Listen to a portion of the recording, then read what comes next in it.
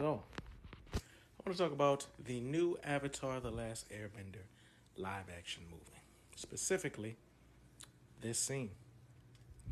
Now, I was a bit skeptical going into this movie, for sure.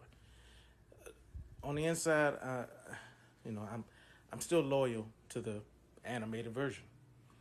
And when people go and they make live action versions of seasons long animated series, I question it pretty often.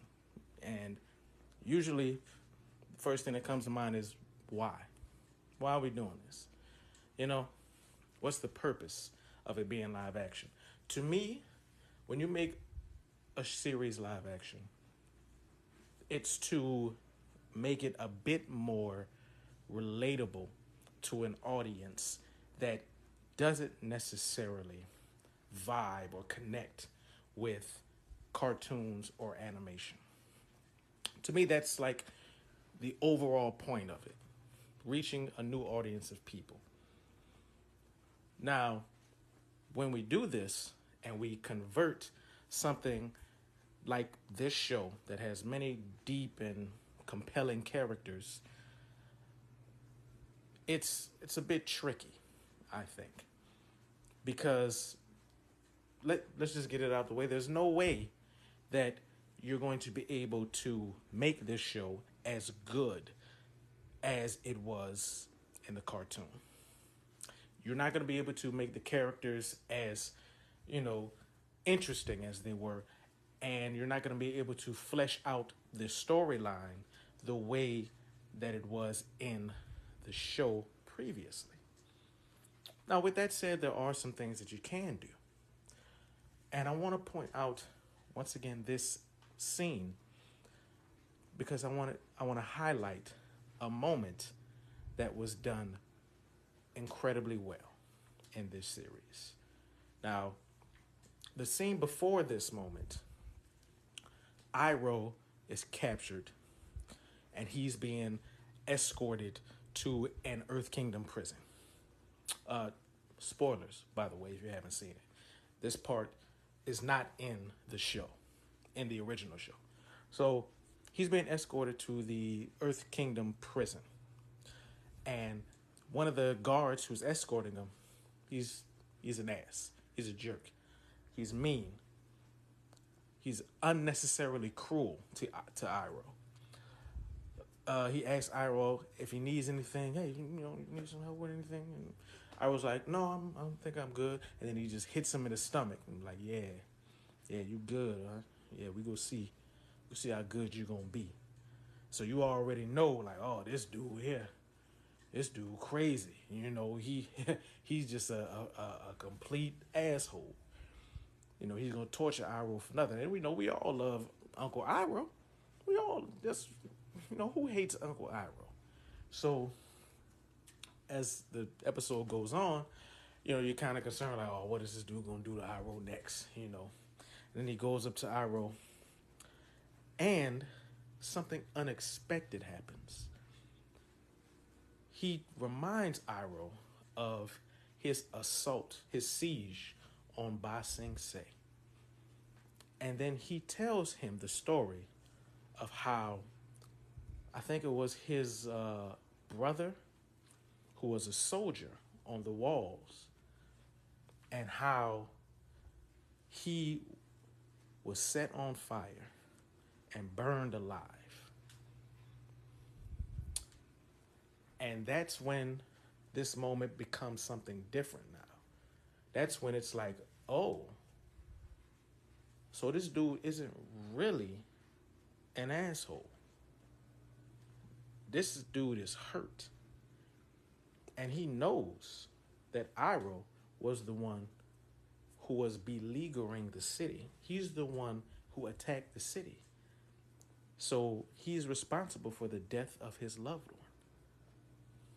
And then he looks at Iroh and he's like, you're a murderer.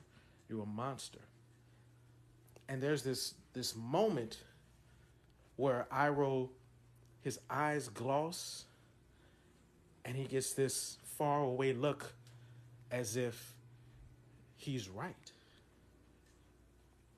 And all of a sudden, this kiddie, Nickelodeon type show that's been kind of funny, ha ha, and with decent action scenes up until now has become something I completely didn't expect.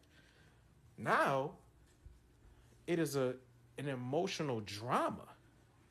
And I'm like, hold up. What? Knocked me completely for a loop. The tears in Iroh's eyes, where it makes you it confronts you with the reality of the situation that Iroh is a general. He attacked Ba Sing Se. Of course, he's killed people. Of course, he's killed Earthbenders. And now they throw that in your face, not just saying it, but having us meet the loved one of someone who died, and him telling Iroh to his face, "You murdered my brother." And Iroh couldn't say nothing. Oh, he did say one thing. I think he did say after he got punched in the face. I think it was something along the lines of the things we've done, or war brings us to the edge where we find ourselves, and sometimes we don't like what we find. And then he says, and I wasn't talking about me. But the scene I'm pointing out is when Zuko shows up and rescues him, and Iroh has the chance to kill this guy, because the guy was about to kill. He was about to crush Iroh under a boulder, but he didn't. And now the tables had turned, and Iroh is standing over him with the opportunity to burn him alive just like his brother. And instead of doing it, Iroh lets him live. Iroh tells him, I think we've both seen enough death for once," and lets him go. When I tell you, this moment threw me for a loop. It got me. It got me. And the man who's playing Iroh, he did that. He did that.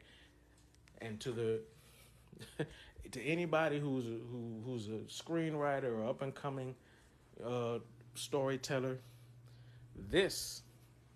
take notes. This is how you adapt a previous work.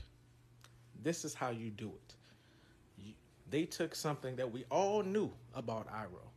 We knew he was a general. We knew that he assaulted Ba Sing Se. They didn't change anything. They just took something obvious and highlighted it. It's almost like we forgot that Iroh was a general and in a time of war. Of course he's killed people. And them putting that to the forefront was just brilliant.